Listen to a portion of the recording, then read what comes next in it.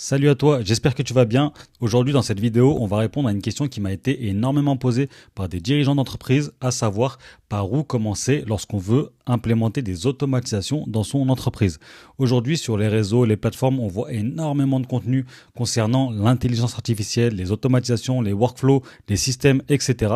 Mais très peu concernant le process exact pour commencer à implémenter des automatisations et de l'IA dans son entreprise. C'est exactement ce qu'on va voir aujourd'hui. J'ai préparé une petite mind map qui va tout vous éclairer. Donc, avant ça, je me présente. Je m'appelle Adil Dahas. J'ai fondé l'agence AIP Process dans laquelle on accompagne des PME et des ETI à comprendre, implémenter et se former autour des sujets d'intelligence artificielle et d'automatisation. Donc, j'ai préparé une petite mind map en 7 sujets qu'on va pouvoir parcourir pour éclairer tout ça.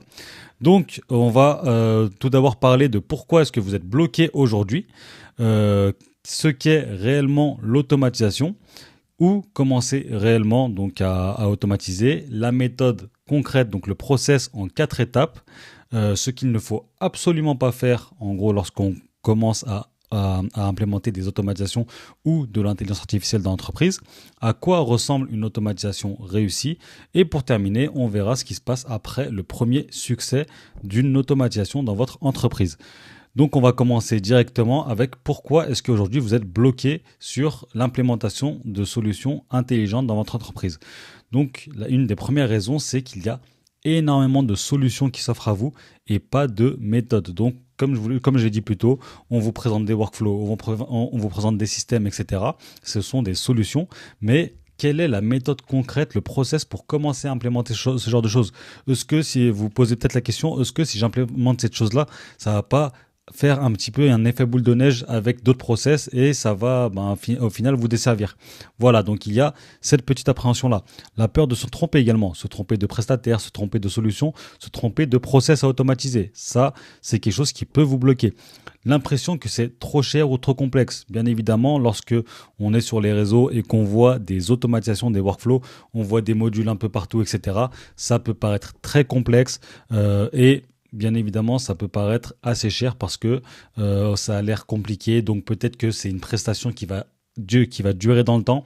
Et donc qui dit durer dans le temps dit forcément quelque chose qui peut être assez cher.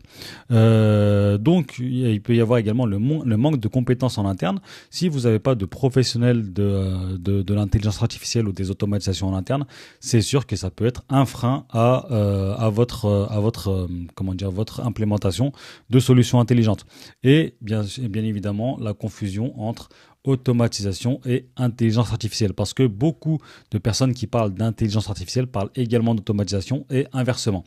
Donc il y a une concrète différence entre les deux, mais on va pouvoir l'expliquer dans le point ce qu'est réellement l'automatisation.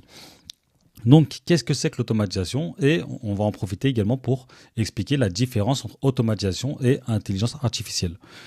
Pour faire très très simple, l'intelligence artificielle, c'est le cerveau. L'automatisation, ce sont les bras et les jambes de l'intelligence artificielle. En gros, une intelligence artificielle toute seule peut vous donner des données, vous donner de la data, vous analyser des choses, mais elle vous donnera simplement de l'information. Ça peut être utile, même voire très utile dans certains cas, mais ça reste limité par rapport au pouvoir de l'intelligence artificielle. Donc, qu'est-ce que c'est que les automatisations? Ça permet tout simplement à l'IA, ou il peut y avoir des automatisations bien évidemment sans IA, hein.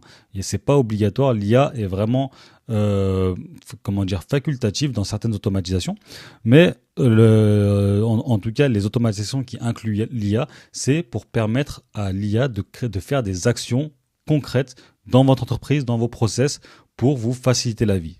Voilà tout simplement la différence entre automatisation et IA. Maintenant, qu'est-ce que c'est que réellement une automatisation? C'est supprimer les tâches répétitives. Il y en a énormément dans les entreprises aujourd'hui, donc de la masse salariale, des salariés, des collaborateurs qui font des tâches répétitives qui pourraient très bien être faites par un robot, par une machine, par une intelligence artificielle et par des automatisations également. Fiabiliser les flux. Donc, l'automatisation sert à fiabiliser les flux également. Ce que je veux dire par fiabiliser les flux, c'est surtout supprimer les erreurs, parce que les humains font beaucoup plus d'erreurs que les machines, surtout lorsque celles-ci sont automatisées. Les humains, ils ont des humeurs, les humains ont des états mentaux, etc., qui peuvent jouer sur leur performance donc tout au long de l'année. Généralement, ça reste assez stable, mais on n'est jamais à l'abri d'erreurs humaines qui peuvent être plus ou moins graves. Donc, l'automatisation sert à fiabiliser les différents flux de votre entreprise. Libérer du temps humain, donc en supprimant les tâches répétitives ou d'autres tâches également qui ne sont pas forcément répétitives, mais en supprimant certaines tâches, vous allez libérer du temps humain. Donc, vos collaborateurs, vos salariés auront plus de temps pour faire les tâches à forte valeur ajoutée. Et sachant que ce temps-là, c'est du temps généralement qui vous coûte le plus cher parce que c'est de la masse salariale. Et l'IA, là j'ai inclus l'IA bien évidemment dans les automatisations. L'IA est un accélérateur, pas un point de départ. On ne part pas d'une idée en se disant je vais construire directement par l'IA. Donc c'est lorsque vous avez une idée, vous avez déjà construit un système qui fonctionne. Là vous pouvez implémenter des automatisations, implémenter l'IA pour pouvoir accélérer tout ça et optimiser tout ça. Mais ce n'est pas un point de départ. Où commencer réellement maintenant? Donc toujours partir de l'existant. Comme j'ai dit précédemment, actuellement si vous regardez cette vidéo, c'est que vous avez une structure en place, vous avez des process qui sont en place et donc vous avez déjà un existant qui tourne et qui fonctionne. Et c'est le minimum à avoir pour pouvoir commencer à implémenter des automatisations. Donc toujours partir de l'existant. Regardez là où le temps est perdu, donc dans vos équipes, dans vos process, etc. Là où il y a du temps de perdu d'après vous, que ce soit relatif ou moins relatif, donc là où vous pouvez gagner du temps d'après vous. Là où les erreurs sont fréquentes, donc comme je l'ai dit plus tôt, les automatisations font moins d'erreurs que les humains. Donc là où vos process contiennent énormément d'erreurs, peut-être qu'il y a quelque chose à faire. Là où les règles sont claires, on n'automatise pas un process qui n'est pas clair, qui n'est pas cadré. On n'automatise pas, on va dire, en freestyle, en réalité. Désolé pour l'expression. Mais c'est réel. On automatise seulement des process qui sont clairs, cadrés, qui ont un début, une fin.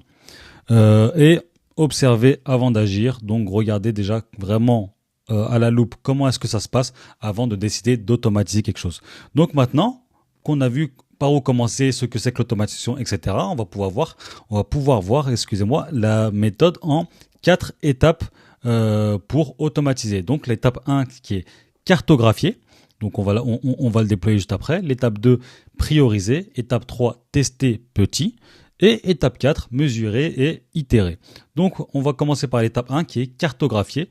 Ce que j'appelle cartographier, c'est identifier 3 à 5 processus chronophages. Donc, dans votre structure qui fonctionne déjà et qui tourne, vous avez forcément des processus qui sont chronophages, des chemins critiques, etc. Peu importe, que ce soit dans vos process opérationnels, RH, comptables, etc. Vous avez des choses qui sont répétitives et chronophages. Derrière, il va falloir identifier des déclencheurs de processus. Par exemple, un process peut être déclenché par la réception d'un email, l'arrivée d'un collaborateur, l'arrivée d'un client, la réception d'un jalon, par exemple, enfin l'arrivée d'un jalon, la réception d'une certaine somme d'argent qui correspond au règlement d'un contrat, etc. Donc, identifier les différents déclencheurs des process. Repérer les tâches répétitives donc qui sont présentes dans ces processus et se concentrer sur des flux réels. Il ne faut pas commencer à essayer d'inventer, d'automatiser des choses qui n'existent pas encore. Vraiment, concentrez-vous sur les flux réels, les emails, les documents, les fichiers, ce qui transite d'un point A à un point B dans votre entreprise. Donc, c'est tout simplement les flux réels de votre structure. Étape 2, donc prioriser. Prioriser, tout d'abord, vous allez devoir évaluer l'effort vs l'impact de votre automatisation. Donc, est-ce que ça va être est-ce que vous allez créer une automatisation extrêmement compliquée pour automatiser quelque chose qui ne vous rapporte pas énormément de valeur ajoutée, ou alors qui prend, je sais pas moi, 5 minutes par jour à un collaborateur. Donc voilà, donc il y a également l'effort contre l'impact. Généralement, les process qui sont automatisés sont vraiment ceux qui sont répétés plusieurs fois par jour, plusieurs fois par semaine, et qui prennent énormément de temps aux équipes, ou alors qui prennent de la charge mentale, ou alors qui contiennent des erreurs, etc. Donc comme je l'ai expliqué un petit peu plus tôt, faut pas commencer à vouloir automatiser les tâches sur lesquelles il y a vraiment aucune valeur ajoutée à automatiser, parce que c'est des tâches qui arrivent rarement ou autres. Identifier les quick wins. Ce que j'appelle les quick wins, c'est les gains immédiats ou quasi immédiat que vous allez pouvoir obtenir dès lors que vous allez automatiser telle partie. Ça peut être du temps humain, ça peut être de l'argent, ça peut être de la satisfaction client, ça peut être votre branding qui est un petit peu mieux vu. Voilà, ça peut être énormément de choses, mais voilà, identifier les quick wins de la mise en place de ces automatisations. Choisir un seul processus pour démarrer, ça c'est très important.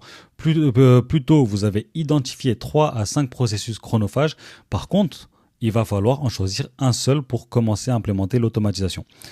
Derrière, tester petit, donc lancer un POC. POC sur un seul flux.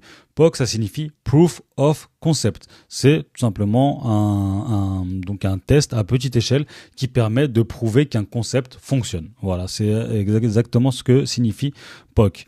Durée courte, périmètre limité. Moi, je conseille à peu près 30 jours. Après, c'est très relatif par rapport à vos projets, par rapport à la taille de votre structure, etc. Mais voilà, choisissez un process automatisé sur une durée courte avec un périmètre limité. N'allez pas automatiser tout un service ou autre. Vraiment, c'est quelque chose qui doit se jouer sur un process, un périmètre bien cadré. On va automatiser telle partie, et avec des risques maîtrisés. Donc, si jamais ça ne fonctionne pas, je sais pas, vous pouvez automatiser la chose, mais également en doublon, garder le process actuel, qui est un process peut-être manuel. Voilà. Donc, maîtriser les risques lorsque vous testez. Et derrière, l'étape 4, c'est mesurer et itérer. Une fois que vous avez terminé ce POC, donc c'est terminé ce test-là, mesurez le temps gagné. Ça peut être le temps gagné, ça peut être les erreurs évitées, ça peut être le retour sur investissement en argent, en temps, en satisfaction client, etc. Donc vous mesurez les changements qu'il y a eu grâce à ce POC, même la satisfaction aux collaborateurs, hein. Donc la satisfaction de vos salariés, comment ils se sentent, etc. avec ça.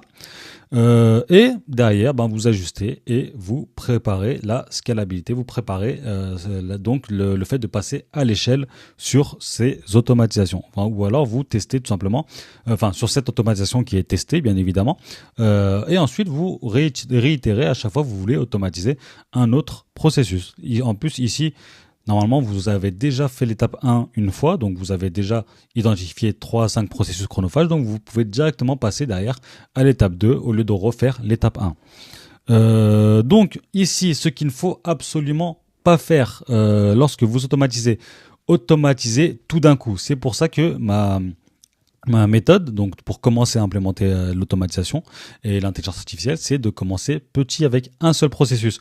Si vous voulez automatiser tout d'un coup, c'est le meilleur moyen de foutre un petit peu en l'air votre structure et vos process actuels, et de vous retrouver vraiment avec des choses qui sont pas forcément mesurables également, parce que vous vous retrouvez, par exemple, si vous automatisez 4 process en même temps, vous retrouvez avec une équation à 4 inconnus, et si si ces variables là varient, je sais pas moi, chacune, donc vous les automatisez toutes et à la fin vous avez un plus 10, on va dire plus 10 sur votre entreprise. Mais vous avez aucune idée si si chacun de vos 4 processus que vous avez automatisés vous a rajouté plus 2,5 chacun, ou alors l'un peut-être vous a rajouté plus 30 et les autres vous ont rajouté moins 5 chacun, je sais pas. Donc à la fin vous vous retrouvez avec plus 10, mais si vous avez tout automatisé d'un coup, vous savez vraiment pas quel est le processus qui a joué sur tel gain. Voilà, donc c'est pour ça que je recommande de faire des POC petit à petit, vous automatisez process par process. Démarrer par un service entier. Donc voilà, c'est démarrer petit. Hein. Donc comme je l'ai expliqué ici, choisir un seul processus, périmètre limité. Donc acheter des outils sans cas précis. Vous pouvez être amené à acheter des outils, des systèmes, etc. Mais vous n'avez pas vraiment d'application derrière à le faire. Donc ça sert absolument à rien. Faut vraiment pas implémenter des outils qui sont standards dans une structure qui est spécifique.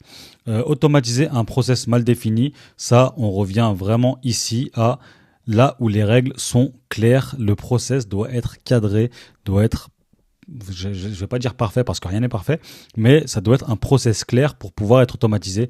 Si ce n'est pas clair, ça pourra que on va dire, l'erreur pourra que être pire que manuellement.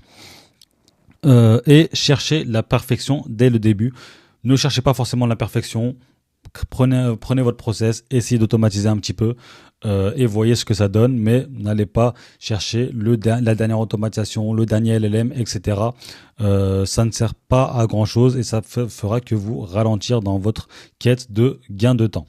À quoi ressemble une automatisation réussie maintenant? Donc c'est une automatisation qui est invisible pour les équipes. Ce que je veux dire, c'est que l'automatisation n'est pas là pour venir vous faire changer vos manières de travailler, venir vous faire changer vos outils. Elle est surtout là pour s'intégrer avec vos outils actuels, sauf si bien évidemment il y a un besoin de changer d'outils, etc. pour être un peu plus efficace. Après ça, c'est vous qui décidez. Mais vos équipes ne doivent pas forcément être dérangées par l'automatisation, mais elles doivent aller dans leur sens. En gros, dans le sens de leur faire gagner du temps, leur faire gagner leur baisser de la charge mentale peut-être, leur réduire le nombre d'erreurs, etc. Mesurable pour la direction, donc vous devez avoir des KPI, donc des Key Performance Indicators, des indicateurs, voilà, pour mesurer qu'est-ce qui a changé, qu'est-ce que l'automatisation vous a apporté.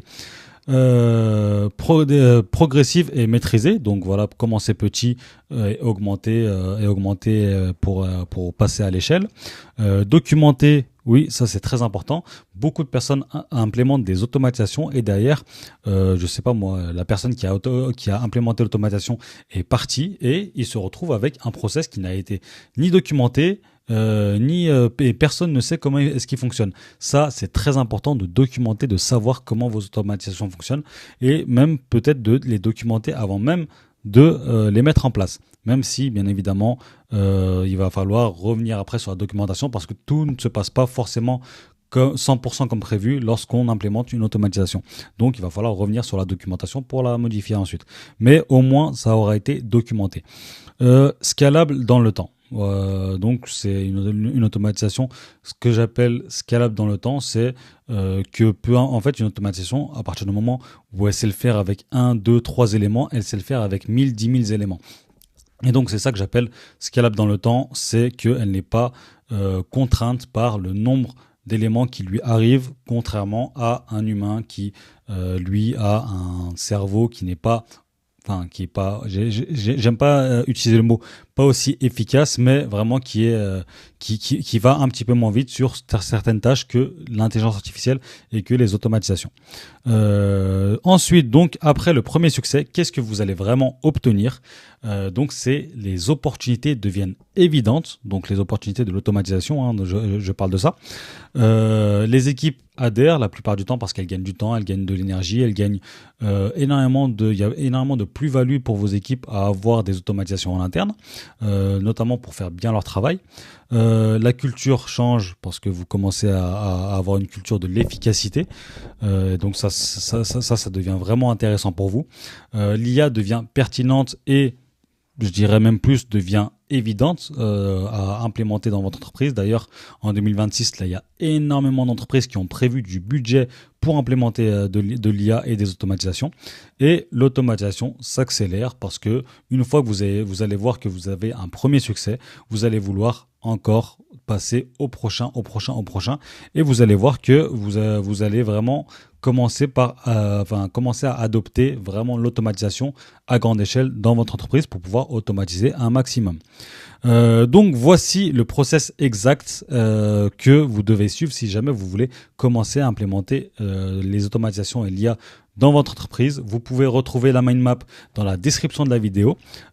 Si jamais vous voulez en savoir plus et vous avez encore des questions sur comment implémenter de l'intelligence artificielle ou des automatisations dans votre entreprise, vous avez un lien pour prendre un rendez-vous directement avec moi ou avec une personne de mon équipe pour qu'on puisse en discuter, qu'on puisse parler un petit peu de vos projets et vous conseiller sur les meilleures méthodes qui existent pour votre structure. Voilà pour cette vidéo et je vous dis à bientôt dans une prochaine vidéo.